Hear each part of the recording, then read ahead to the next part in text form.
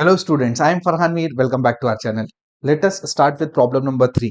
अब ये जो थ्री है ना, ये 1 और 2 का कॉम्बिनेशन है.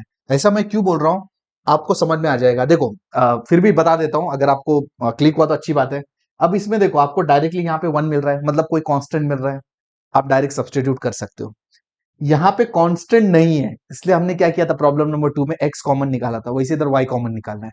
आई होप आपको समझा. नहीं समझा तो कोई बात नहीं, प्रॉब्लम सॉल्व करूंगा, चीजें क्लियर हो जाएगी. 1 एंड 2 का कॉम्बिनेशन है ये प्रॉब्लम. तो let say i is equal to i1 into i2. दोनों को इंडिविजुअली सॉल्व कर लेते हैं. ठीक है, पहले i1 ले लेते हैं. एंड बिल्कुल मतलब इंडिविजुअली लोगे ना, प्रॉब्लम बड़ा सिंपल है. इनफैक्ट आप इसको खुद भी सॉल्व कर सकते हो. अब ये आ गया dx. सबसे पहले एक काम करो, ये इसको रूट वगैरह हटा दो, क्योंकि ये थोड़ा सा गंदा दिख रहा है, अच्छा नहीं दिख रहा है. ठीक है, तो इसको एक काम कर लेते हैं, 1 माइनस ये रूट एक्स है आपका, एक्स रेस टू हाफ ही कर लेते हैं, और raise to half into d x. अब मैंने जैसे आपको टेक्निक बताया कि किस तरीके से हम लोग पुट करते हैं. पुट कैसे पुट करते हैं, देखो ये लिखने का x raise to half equal to, यहां जो है वो लिखने का कांस्टेंट होना चाहिए, कांस्टेंट है ना 1 चलता है, साथ में टी लगा देने का.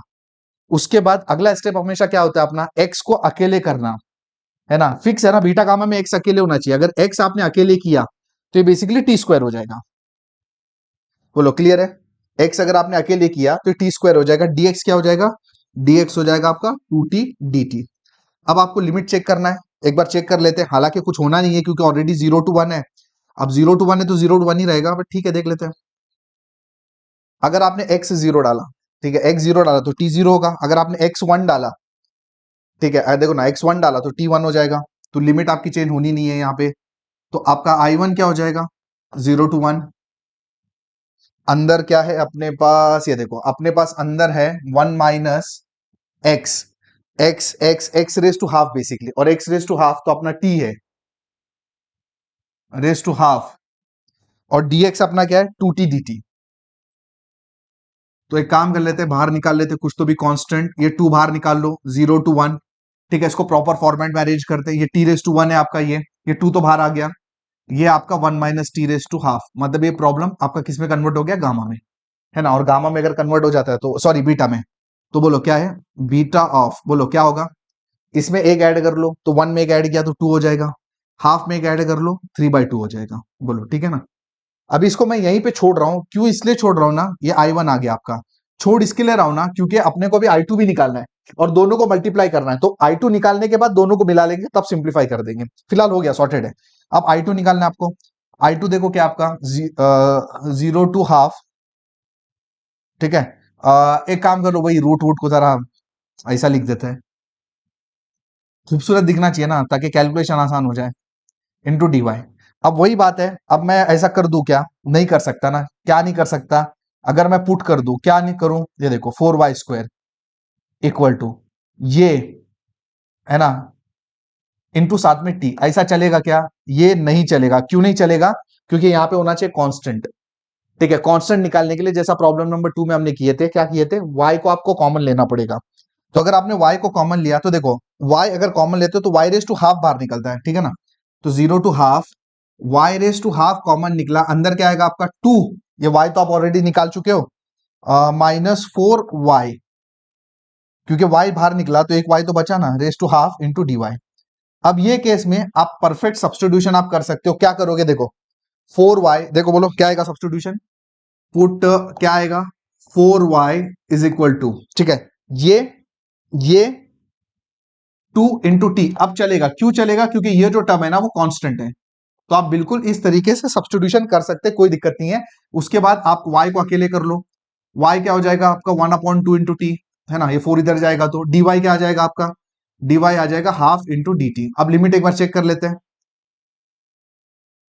लिमिट आपका बन जाएगा फिलहाल क्या है, 0 to हाफ है ना, आई गेस 0 to हाफ है ना भाई. ये एक्चुअली डिजिटल बोर्ड में पढ़ाने की दिक्कत हो जाती है, हमेशा लाइट इतनी चुभती रहती है ना, कुछ चीजें मिस ही हो जाती है. 0 to हाफ, अगर आपने x 0 डाल दिया, सॉरी y 0, अरे y ऐसा क्यों हो रहा है, एक मिनट, ये y है हाँ? वैसे तो आप इतने समझदार है कि बेसिक चीजें तो समझ ही सकते हैं. y, अगर y की जगह आपने 0 डाल दिया तो t आपका 0 हो जाएगा, और y की जगह हाफ डाला, हाफ ऑफ दोनों जगह से कैंसिल हो जाएगा, t 1 हो जाएगा. तो i2 आपका क्या बन जाएगा, 0 to 1 अंदर अपने पास क्या है ये देखो, y रेस टू हाफ। अब y raise to half, y क्या है ये, मतलब half t raise to half, y raise to half, ठीक है। अंदर चलेंगे, 2 -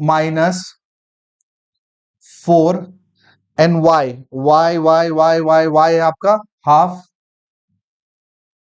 into t raise to half and dy, और dy की तरह इधर है हाफ इंटू डी टी। तो बेसिकली कितने हाफ बाहर निकले यार, ये थोड़ा सा सिंप्लीफाई करना पड़ेगा, देखना पड़ेगा क्या हो गया। ये देखो हाफ रेस टू कितना बाहर निकला, हाफ रेस टू, ये देखो ये हाफ है, इधर से निकला, तो अंदर क्या आएगा 0 to 1, ये टी रेस टू हाफ है, ठीक है। अब इधर से क्या होगा, इधर से एक्चुअली टू टू निकलेगा बाहर, आई होप समझ रहे हो कैसे टू निकलेगा। ये देखो ये ये टू है, तो 2 - 2t है। अब अगर आपने टू बाहर निकाला तो 2 रेस टू हाफ बाहर निकला, अंदर क्या आएगा 1 - t raise to half, again एक हाफ इधर और एक है, तो एक ऐड कर लेते हैं, एक हाफ है ना, एक हाफ इधर और है इंटू डी टी। तो इन शॉर्ट ये बाहर वाला कितना हो गया, ये हाफ रेस टू 3/2,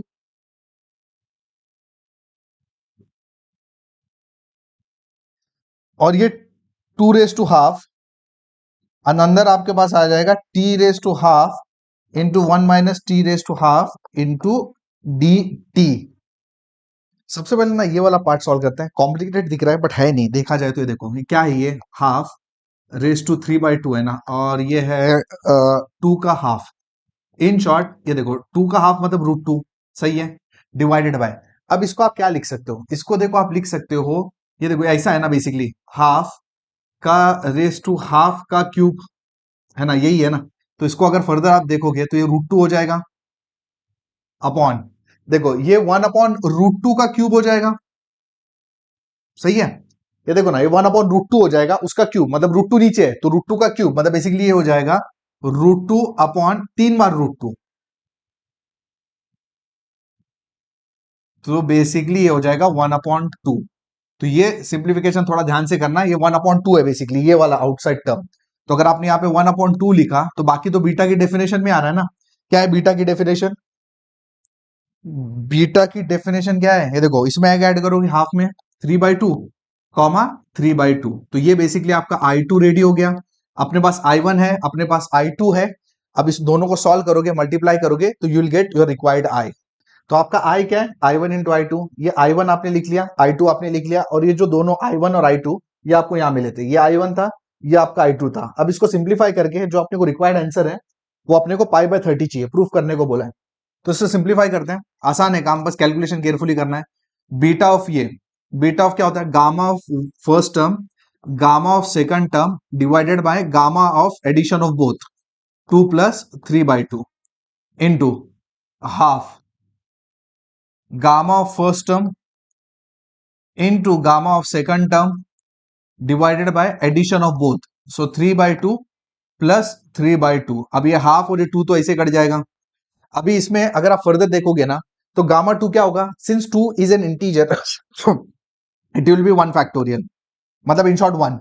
गामा 3/2 क्या होता है, half into root pi, half into gamma that is half into root pi divided by, और ये देखो इधर यहाँ पे अगर ऊपर और देखोगे तो गामा 3/2 क्या होगा, हाफ इंटू रूट पाई, ये भी half into root pi, half into gamma half, और गामा ऑफ तो रूट पे आपको पता है, और ये जो है ना ये है 3/2, तो बेसिकली 6/2 मतलब 3 factorial, the gamma of 3 basically, है ना।